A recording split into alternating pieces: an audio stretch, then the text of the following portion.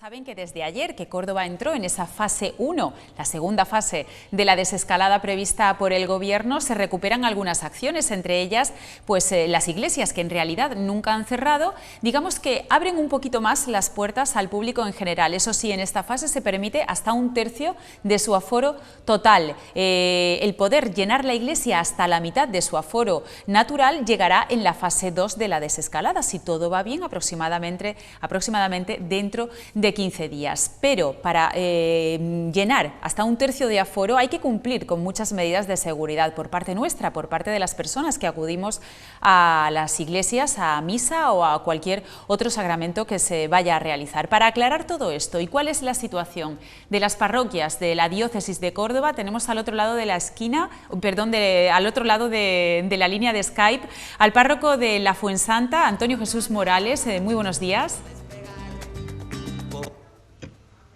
Antonio Jesús Morales, buenos días. Buenos días, ¿qué tal? Buenos días, gracias por entrar con nosotros. Decíamos que estamos en fase 1, las iglesias abren un poquito más la puerta, no del todo, absolutamente. Se pueden llenar hasta 1/3 de su aforo. ¿Han notado diferencia respecto a la semana pasada o semanas anteriores, a ayer u hoy? Sí, lógicamente, a partir de esta entrada de la fase 1 de desescalada, hemos notado en la parroquia mucha más afluencia de personas que asisten a los sacramentos. Ayer en concreto, que fue el lunes, el primer día, pues tuvimos 2 misas funerales por la mañana y la misa diaria de la parroquia por la tarde. Así que notamos un cambio, lógicamente, respecto a la situación anterior. La gente, ¿cómo acude a estas misas, a esta celebración de sacramentos? ¿Acude bien ataviada con su mascarilla? ¿Se intentan cumplir las medidas y las distancias de seguridad o hay cierto relajamiento? Yo la verdad es que he notado en la parroquia que en general las personas que vienen tienen ese sentido de la responsabilidad, porque ya vienen con su mascarilla, algunos de ellos con guantes e incluso el desinfectante consigo, ¿no? Y por lo tanto, en general ellos siguen también las normas que le vamos marcando, porque en la parroquia hemos constituido un grupo de voluntarios que está ahí pendiente de ellos, de distribuirlos, de hacer que se sienten en el lugar adecuado, a fin de que guarden, ¿no?, la medida establecida, ¿no? Y por lo tanto, yo en general lo valoro positivamente, ¿no? He visto que la gente viene con responsabilidad a la parroquia. ¿Sí?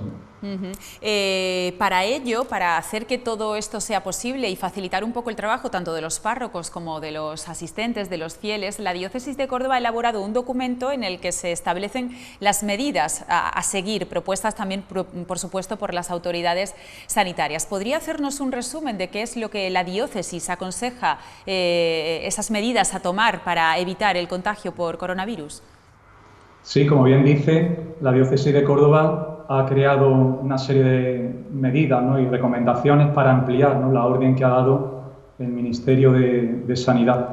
Y la verdad que son muchísimas, ¿eh? Es una batería de medidas pues bastante completa. A destacar diría que cada persona debe de venir con la mascarilla y a la entrada de la iglesia pues se va a encontrar a disposición suya el gel hidroalcohólico para que pueda así desinfectarse las manos y acceder al templo utilizando también una especie de felpudo con una sustancia también desinfectante y así dirigirse al templo para ocupar únicamente los espacios que están señalizados a tal efecto, porque debemos de guardar una distancia mínima de 1,5 metros.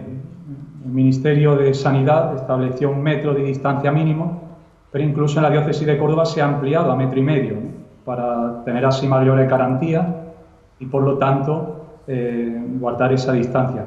Y durante la celebración de la Eucaristía, pues hay muchas medidas, ¿no?, para que no se produzca ningún tipo de contagio, ¿no? Quizás la más destacable pues sea no utilizar el agua bendita, no besar ninguna imagen de devoción ni tocar ningún objeto sagrado y tratar de comulgar con la debida disposición interna y también externamente, pues se recomienda comulgar en la mano. El sacerdote también tiene que observar muchas medidas de higiene para que no se produzca, ya digo, el contagio y así pues entre todos contribuyamos a evitarlo al máximo. Conocimos cuando se decretó el estado de alarma que el obispo de Córdoba pues declaró también la dispensa a todos los fieles, es decir, no era necesario acudir a misa dominical e incluso nos ofreció la posibilidad de comulgar espiritualmente. ¿Esa dispensa sigue vigente mientras dure el estado de alarma, mientras dure las fases de desescalada, o ya que se ha abierto un poco más la puerta de la iglesia hay que acudir a misa? Sigue vigente la dispensa, porque todavía no hemos llegado a esa nueva normalidad, ¿no?, de la que habla tanto el Gobierno.